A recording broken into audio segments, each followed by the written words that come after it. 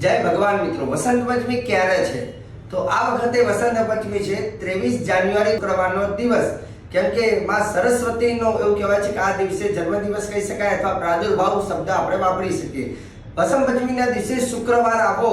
માં સરસ્વતી કલાની દેવી છે અને શુક્રવાર પણ કલાનો દિવસ છે.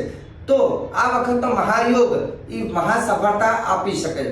એવું કહેવાય છે કે વસંત પંચમીના દિવસે આ દિવસ બહુ શક્તિશાળી છે. જે વ્યક્તિને જો આ દિવસે કોઈ માંગલિક કાર્ય અથવા ધાર્મિક કાર્ય કરવા હોય તો એને બહુ શુભ ગણવામાં આવે છે.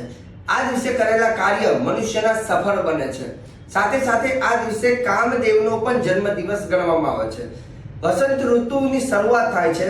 ઋતુઓનો રાજા છે વસંત, અને વસંત પંચમીથી વસંત ઋતુની શરૂઆત થાય છે. સાથે સાથે પાનખર ઋતુ પણ કહેવામાં આવે છે. જૂના પાન જાય અને નવા પાનની આવતા હોય છે. જે વ્યક્તિ વસંત પંચમીના દિવસે માં સરસ્વતીની આરાધના કરે છે અથવા કોઈ વૃક્ષોનું દાન કરે છે તો એની ઉપર માં સરસ્વતીની કૃપા મળે છે અને એનું જીવન સુવાસિત, સુગંધમય અને પ્રભાવશાળી બને છે. જય ભગવાન.